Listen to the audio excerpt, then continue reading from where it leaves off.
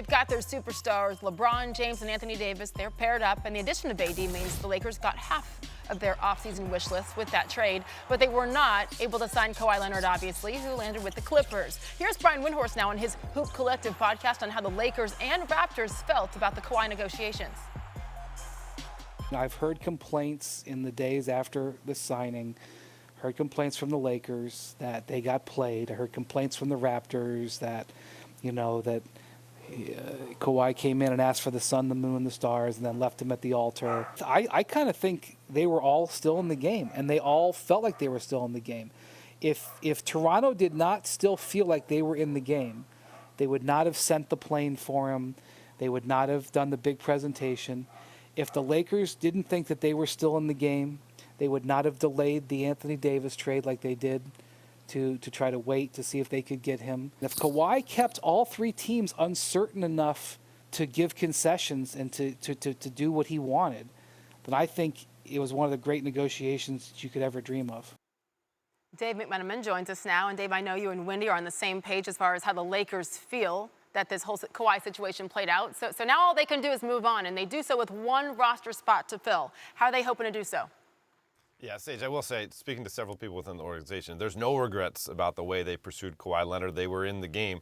Now they have a roster they feel happy about. They feel good about the way they were able to build post-Kawhi, getting Danny Green, getting a guy like DeMarcus Cousins, bringing back some continuity from last year, but leaving a spot open to potentially get Andre Iguodala if he is bought out of his $17.2 million deal. We're talking about a former Finals MVP, a guy who was repped by the Lakers GM, Rob Pelinka, when he was an agent, and a guy who just as recently as Game 6 of the NBA Finals dropped 22 points, almost forcing a Game 7 back in Toronto. They feel like he could be an X-Factor type of guy to add with the group they already have. 2015 NBA Finals MVP, who'd be teaming up again with DeMarcus Cousins, this time in LA. Meantime, the MVP's little brother is a Laker. LA claimed Kostas Antetokounmpo off waivers. Dave, why does this signing matter? Well, we're going to raise our eyebrows at it because we've seen the way the Lakers already had they got KCP, Kentavious Caldwell-Pope, on the team the year before LeBron James left the Cleveland Cavaliers. That allowed LeBron's team to see how the Lakers do business, allowed the Lakers to kind of put their best foot forward, and so that could be reported back to LeBron James and company.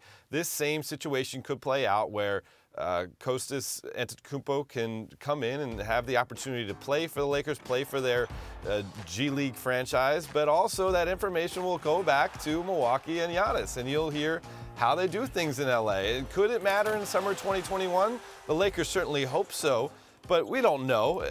Even if Kostas didn't have that same last name as the reigning MVP, they view him as a young piece who showed a little bit at Dayton, showed a little bit last year being in the Mavericks program, who perhaps could be in his own right an effective player in this league. Okay, we'll keep an eye on all that. And in the meantime, I guess the countdown to 2021 has begun. Dave McMenamin joining us live from LA. Thank you. Thanks for watching ESPN on YouTube. For more sports, highlights, and analysis, be sure to download the ESPN app. And for live streaming sports and premium content, subscribe to ESPN Plus right now.